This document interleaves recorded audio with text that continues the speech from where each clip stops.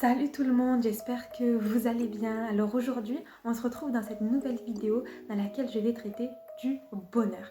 Qu'est-ce que le bonheur? Comment devenir heureux? Comment préserver cet état de gaieté malgré les difficultés qui peuvent intervenir à l'intérieur de nos vies? Alors traiter de ce sujet m'a paru être très important. Et pour quelle raison allez-vous me demander? Tout simplement parce que l'être humain, l'individu en général, est animé par la volonté de réussir. Que nous soyons jeunes, que nous soyons adultes ou encore âgés, nous avons des ambitions, nous avons des projets. Et durant cette quête qui est celle de la réussite, nous sommes confrontés à des difficultés. Première difficulté, l'échec. Et quand on est face à des difficultés, on a tendance à sombrer dans le désespoir, dans la tristesse, à croire que tout est fichu, qu'on doute de soi-même et on croit qu'on n'a pas les compétences pour réussir. Et du coup, on se met à l'intérieur d'une sphère qui est totalement négative et qui va nous détruire avec le temps. C'est pour cela qu'il faut d'abord se mettre en tête que le bonheur n'est pas quelque chose qui s'attend. Le bonheur n'est pas dans le futur. Le bonheur ne peut pas être apporté par quelqu'un. Nous sommes l'acteur de notre propre bonheur et nous sommes l'acteur de notre vie. C'est à nous, à travers notre vision, de changer les choses, à travers notre pensée, à travers qui nous sommes, d'apporter un état de sérénité à nous-mêmes. C'est à nous de changer ce qui ne va pas à l'intérieur de nos vies. Et le bonheur, c'est quelque chose de présent, c'est quelque chose qui s'apprécie au présent, c'est quelque chose qui s'apprécie au quotidien, qui se savoure dans chaque instant de notre vie, que vous soyez dans un repas de famille, que vous soyez en train de jouer avec vos frères et sœurs, que vous allez au magasin, vous devez savourer chaque moment. Pourquoi? Parce que chaque moment est important à l'intérieur de notre vie et le temps passe si vite que vous allez vous dire mais où sont passées toutes ces journées? Où sont passées toutes ces années? Et c'est pour cela que chaque jour qui passe de votre vie, savourez-le. Apprenez à savourer ce que vous vivez actuellement et dire waouh, j'ai de la chance d'avoir ce que j'ai aujourd'hui. J'ai de la chance. Et on a tendance dans l'esprit collectif à croire que le bonheur, c'est dans le futur. Ça veut dire c'est quand j'aurai une voiture, je serai heureux. Quand j'aurai mon diplôme, je serai heureuse. Quand j'aurai une stabilité financière, je serai heureuse. Certes, ceci est vrai. Mais ça veut dire quoi? Ça veut dire que vous attendez le bonheur dans le futur et vous oubliez de savourer les moments actuels, du présent.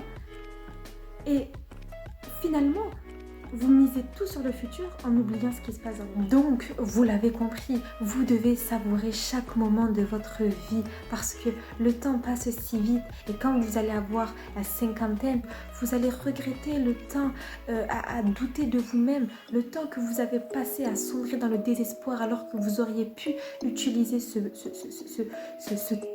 temps si précieux pour réaliser tant de projets, pour vous relever et affronter les difficultés avec témérité et courage. Donc maintenant que j'ai exposé cela, j'aimerais également dire que le bonheur est quelque chose qui est indépendant de notre condition de vie. Ça veut dire qu'on peut être riche et on peut être malheureux. Et on peut être pauvre et on peut être le plus heureux. Pourquoi? Parce que les pauvres, chaque jour qui passe, ils vont être satisfaits de ce qu'ils ont. Alors que chez les riches ou chez les personnes modestes, on a tendance à vouloir plus. Nous sommes dans une sphère dans laquelle nous avons des biens et demain, nous voulons encore plus que ce que nous avons. On n'a pas conscience que ce que l'on a est en réalité un bienfait énorme, un bienfait si précieux qu'on doit le savourer.